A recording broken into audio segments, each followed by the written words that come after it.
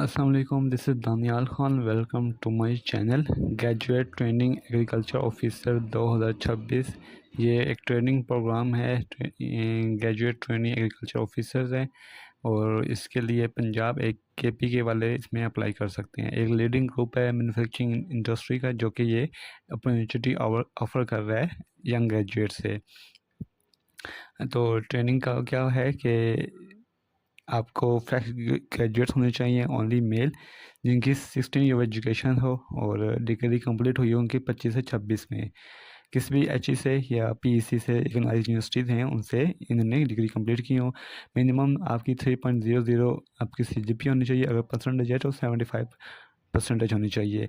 कौन से following discipline हैं? एग्रोनॉमी है, एंटोमोलॉजी है, सोशल साइंसेज है, प्लांट ब्रीडिंग है, genetics, farm machinery, plant pathology, agri extension.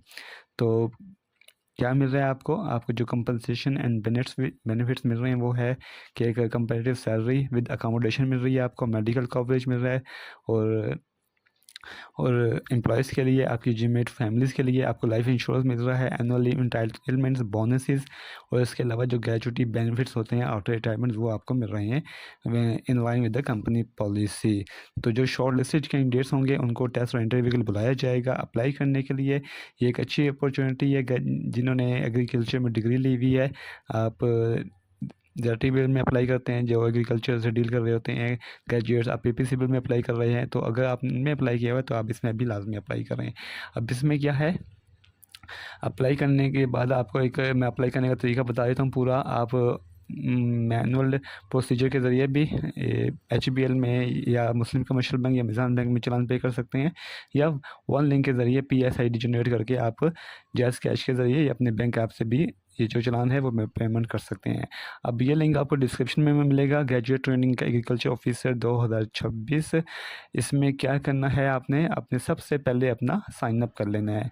ये साइन अप आपने सबने करना है। सबसे पहले अपना CNIC नंबर लिखेंगे, फिर कंफर्म CNIC नंबर लिखेंगे। उसके बाद अपना जो भी आपने डिज़ायर्ड डिसिप्लिन है आपका वो आपने यहीं से सिलेक्ट कर लेना है, और ये केयरफुली करना है क्योंकि इसके बाद आपका जो लॉगिन होगा वो भी इसी हवाले से होगा। फॉर एग्जांपल एग्री एक्सटेंशन हम कर लेते हैं। आपने अपना पासवर्ड करना है, कंफर्म पासवर्ड करना है, साइन अप पे क्लिक कर देना। जब आप साइन अप पे क्लिक कर देंगे तब आपको शो होगा please log in to continue. Log in continue के बाद क्या करना है, आपने डिज़ायर्ड डिसिप्लिन जो आपने यहाँ सेलेक्ट किया है वही आप यहाँ सेलेक्ट करें। अपना जो CNIC नंबर है वो लिखें, पासवर्ड लिखें और लॉगिन हो जाएं। मैं आपको दिखा देता हूँ। फॉर एग्ज़ाम्पल ये एक CNIC से मैं वो हो रहा हूँ, लॉगिन हो रहा हूँ।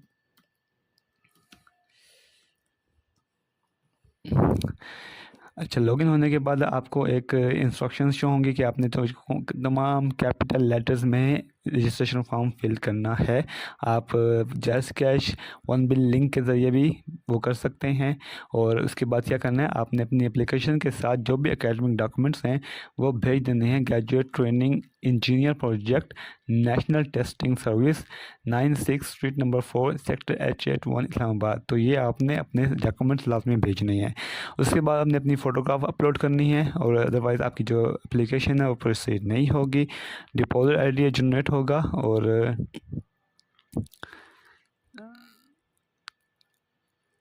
तो ये एप्लीकेशन फॉर्म किसी और कैंडिडेट के लिए यूज़ नहीं हो सकता। अब आपने क्या करना है, आई हेयर बाय सोमली अफर्म, इस पर टिक कर देना है, कंटिन्यू पे क्लिक कर देना है। जब आप क्लिक करेंगे तो आप इसमें लिखा हुआ है कि आपने इंस्ट्रक्शंस अगर पढ़ लिए तो ओके कर लें। अब ओके कर लें। अब ये है आपका एप्लीकेशन फॉर्म। फॉर एग्जांपल अब यहाँ आपने अपना डिज़ायर्ड टेस्ट सिटी सेलेक्ट कर लेना है। जो भी आपका डिज़ायर्ड टेस्ट सिटी है इनमें से ही आपने सेलेक्ट करना है।